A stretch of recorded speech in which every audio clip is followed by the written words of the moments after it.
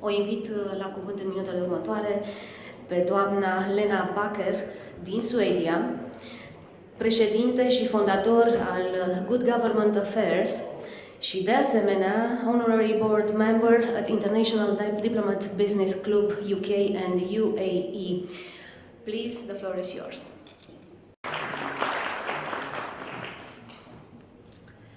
So it is a really honor to be here today. It's actually my first time in Romania and in Bucharest. I have been, we discussed that so many years, not at least my good friend Raduta, who is here today, your ambassador, when she was ambassador in Sweden. And she said to me, you have to come to my country. And now I'm finally here, so I'm very happy and honored to be here. An honor as well to meet you, Her Royal Highness, Princess Leia, and all the ambassadors and all the other people who are invited here and want to participate in this extremely important issue. I'm very happy that you do this actually, and I'm very happy that you do it here in Romania. My background, just to say a little bit about myself, because that's why I'm here today as well, is that I am president of Good Government Affairs. And all of us has been in the governments before, or royal families. We could see during our period in governments where we need to cooperate much more with each other. We saw a lack of to learn from each other, to give best practice and support each other in development. My background was that I was enforcement director before, under the Minister of Finance, a very, very hard organization, like a police military organization. When you can't pay your debts, you go to authority, it's like a court, and the court take everything from you, and they search for you everywhere in the world till you have paid for everything. So it's quite a hard organization. But we try to help people instead to punish them. 3 years ago, I was asked to create a new organization, and we did that, and it is Sweden-based. It is me who is president and owner, and also Roger Mörtvik, you can see the picture of them there, who have been former deputy minister of education in Sweden. And then we have also a very, very well-known person, and it's Mats Hellström. And he has been minister for, could it be 25, 30 years in Sweden in different tasks. Minister of Foreign Trade, Agriculture, EU Affairs, Nordic cooperation, and also ambassador of Sweden to Germany. We have also the royal princess, Walburga Habsburg, from the Habsburg family, Crown Prince Arthur's daughter, who joined us very quick because she wanted to do something, not at least in this area of Europe. She still have her heart, the whole Habsburg family have her heart for Europe, and what can we do to create a more Europe together, to work together. So that's why Walburga joined us as well.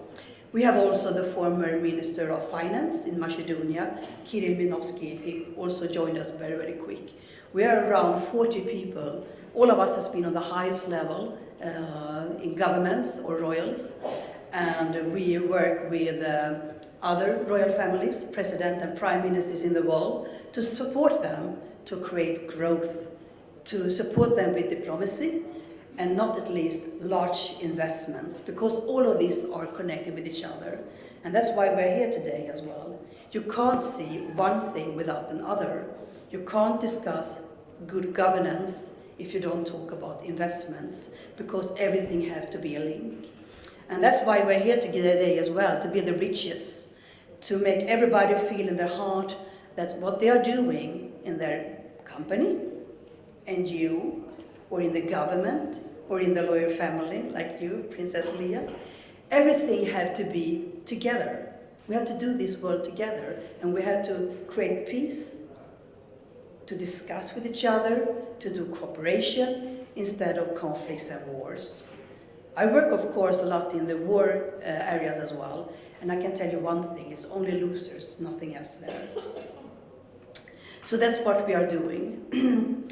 Global governance, yes, a lot of people, they are talking about public affairs and, reforms and so on. But the experience that we have since many, many years, we have around 50 years background, all of us together, and some of us has been in the highest position for 50 years, is that a government and a country today can't talk about themselves anymore because the challenges are so big, so we need to talk about global governance. We need to talk about what we can do together. No one can solve the challenges that we have alone. Because the world has never been more shaky than it is today, not more unstable than it is today. The challenges has never been larger than it is today. And there are no single country, no single government, no single organization who can do this alone. We have to think a larger scale in everything we are doing. We have to think, how can we do this together with others?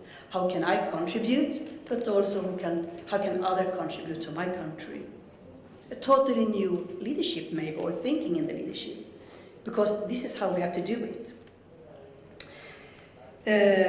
Yes, it is one thing also I would like to mention. It's quite interesting. I've been working 25 years now as advisor to ministers as well, and international arenas everywhere in the world. But what's quite interesting, and I can imagine that a lot of you have heard it before as well, when people talk about United Nations or European Union, they talk about them as they were something else, not us. And it's quite funny, because I hear a lot of people who are maybe not so positive about this organization, international, but I tell them, but it is us. It's we who create what it is. And it is the truth, you know. You can't blame others if you don't contribute yourself. And you are in charge of everything who's happening, actually. Everybody of us. We can do something. And everything you bring to the table in diplomacy and peace and cooperation will do something good for others. And then you will have it returned, I can promise you. And it is actually like that, but we can't wait anymore. We can't wait for anybody else to do this. You have to feel it in your heart. Because the future is already here, and you can choose as a person. Either you step into the front and be the driver, or you will not be a part of the future. That's how it works. And it is everywhere. It doesn't matter what you're working with. I think it's important that we feel, everybody of us, that we are diplomats and work with diplomacy.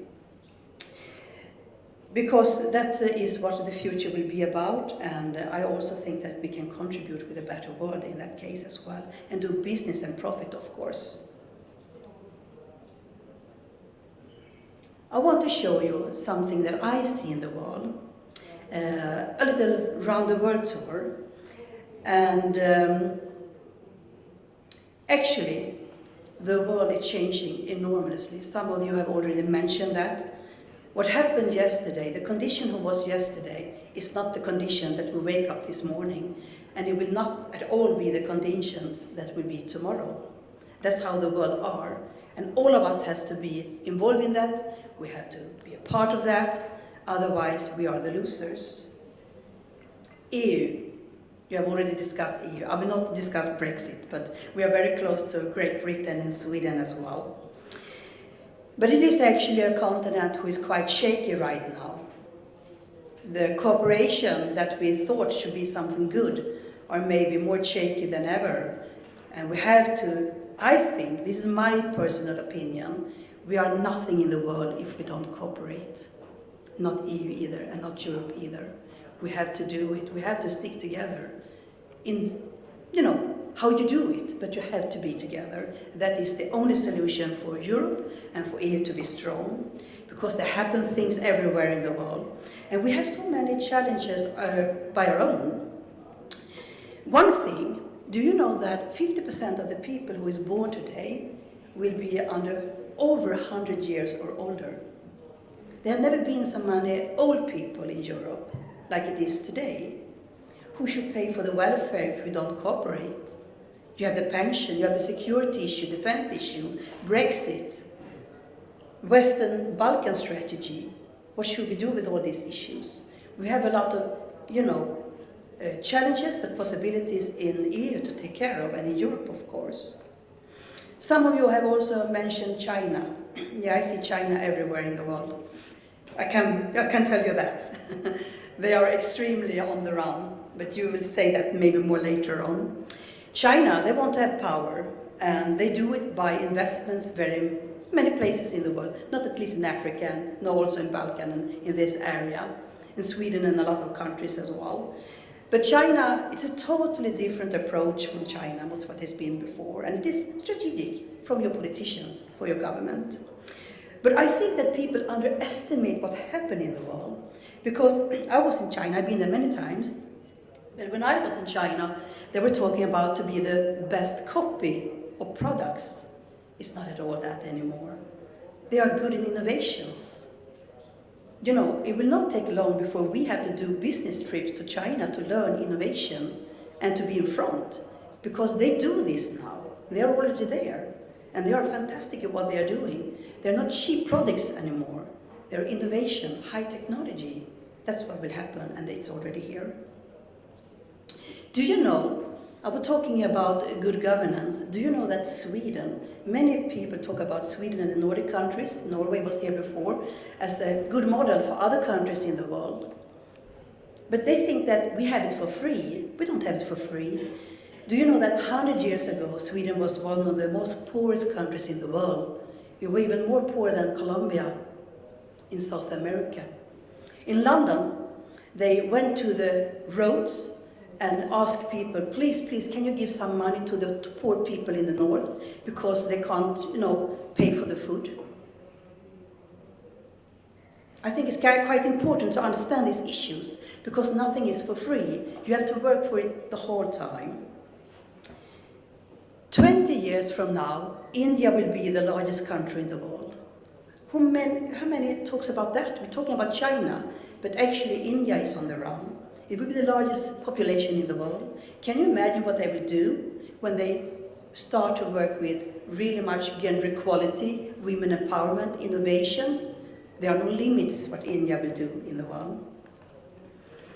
And what they also do, they build strategic cooperation exactly like China do, and they do it not at least with United Arab Emirates.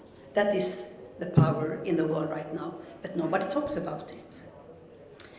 Africa. Yeah, not yet. Africa, this is the ambassador of Kenya in Sweden. It's a good friend to me, Chu-Sang. Africa will be the continent of the future. I'm totally sure of that. You know that Valentine, that 1 week ago, I had the president family from Gabon to us, the little country in Africa, but it's extremely rich. Bongo family have had the power for 50 years. And they don't want cheap things. They want innovations. So they did agreement with the high-tech industry in Sweden because they want to move the country 30 years in the future, and they do it. They're extremely good. What also they have done in Africa, and beware of this, because this is the only place I've seen what they do, sustainable development and sustainable environment. Yeah, United Nations want us to work with Agenda 2030, and a lot of countries try to do it, but in Africa, they actually changed the whole state budget to follow Agenda 2030. And can you imagine what kind of result they will have? I'm sure they will show quite good and much more than we will do in the other countries. They are much more ahead than we are. Middle East, I would like to say a little bit like that as well, because that is a little bit criticism maybe to us in Europe. Because Middle East, that is the center. Middle East, like United Arab Emirates, I'm there very much, Valentine, and Saudi as well. The first thing Trump did when he became president was to go to Saudi. Do you know how many times your Chinese president and prime ministers have been in the Emirates? They are there the whole time. And also India do that, and they do agreement and cooperation the whole time. But how much have you seen of that here in Europe? How much do we discuss that? How many times have you seen European Commission go to Emirates and do cooperation?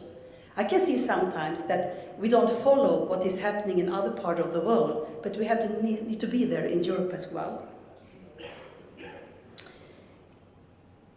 I would like to say something about another type of diplomacy as well, and it is like that everything has changed, and it changed the whole time. But what we have to be aware of is that it's only need an enter on your computer or your iPhone, then everything will be different. Lehman Brothers. The thing that couldn't happen, happened. I remember, I was in the financial sector then. We came to the job and the screens on the computers were totally gone. It was like a tsunami everywhere in the world, just with one decision that nobody understood the consequences of. In 1 second, what happened in New York went to Sydney, it went to Singapore, India, Bucharest, Madrid, everywhere in the world. And after that, everything changed. New regulations, new banks, almost bankruptcy in Greece. Yeah, it was a lot of problems we had, and we still fight with these problems. What also I can see, and that is about diplomacy, I can see a lack of trust, and that's what we need to work with, all of us. I can see a lack of trust in the world, knowledge and respect between different people, with different countries, and not at least the Arab world and Europe. I would like to see much more that we can cooperate with each other. I'm very happy to hear that China is here good, and a lot of other countries work with Romania as well. But I see that the lack of discussions and platforms like we have here today, that is what create conflicts and wars as well. And the only solution is to create these platforms. I also see that the countries who have very strong development is the countries who can think very long term. United Arab Emirates, they do that. China do that. India do that. A lot of countries in Africa do that. They don't think to next election. They think 30 years from now. Stability, progress, result. That's how they are thinking. And they get it as well, you know. It's quite amazing. I have told the Swedish government, maybe we should learn from them. Because it is how it is, you know. Maybe we need that as well. They haven't get it yet, because we don't have any government yet, but we will see. What it is interesting also to see what other governments think is important. For example, in the Middle East, in Saudi and in Emirates, do you know that they have Minister of Happiness there? It is quite amazing. What is important for that country is that they will try to create prosperity, peace and happiness. That is above everything in the country. Nothing is more important than that. Because they think that if we have that, everything else will follow. But we don't think like that here in Europe. I haven't heard anything of anybody who will talk about that. But that's quite interesting, because it's about values. This was the meeting with the Minister of Tolerance in Emirates. They have 80 different nationalities in that country. So, next slide. Yeah, I would like to say a little bit about this organization and this country, as it's not alone, it's everywhere in the world, and it's been problems with many parts, and it still are, and they will be in the future. I hope not, but it will be. I can see we have a world today with a lot of information. It's very easy to Google and find information, but at the same time, there are lack of knowledge about countries. A lot of people don't even know about other countries, or they think it is the same as it was 20 years ago. And this is everywhere in the world, even in Europe and Africa, and it doesn't matter. This is from the organization from the raped women and children in Kosovo. I cried when I was there. Walburga Habsburg, the princess, was with me as well. They told us what they did during the war. And they took out the unborn children in the stomachs when they raped the women, and they killed the husband at the same time in her eyes. And they let them be there. And all the criminals, they still live in the society. They meet them every day because they didn't have a rule of law. So that is important, how to have a good rule of law as well. If you do criminal things, you have to have a strong, good governance. But what also is important in these countries with strong transparency or want to develop, like Kosovo and Romania and Albania and Macedonia and Bosnia as well, is country branding. Because we were talking about investments here. There are around 200 governments and countries in the world. And you know what? I know maybe 400 ambassadors. Everybody say we want investments. Can you imagine? Then you need to be there. You need to be that country that they really want to invest in.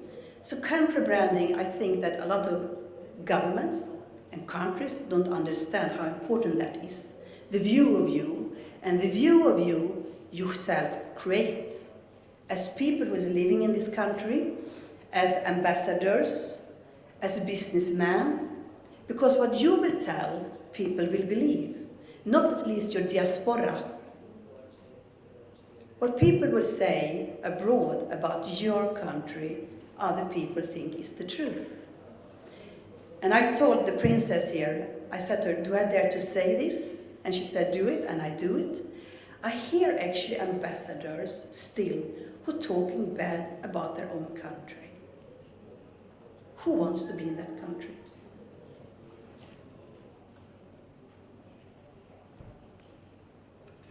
The last picture. For me, diplomacy is to work without any borders, to make everybody work for cooperation and peace instead of conflicts and wars. Last Sunday was 100 years ago since the First World War ended. This is a picture from the Berlin Wall, the Potsdamer Platz in Berlin. And I would like to say, as the last sentence in this presentation, let us never forget, let it never happen again. Thanks.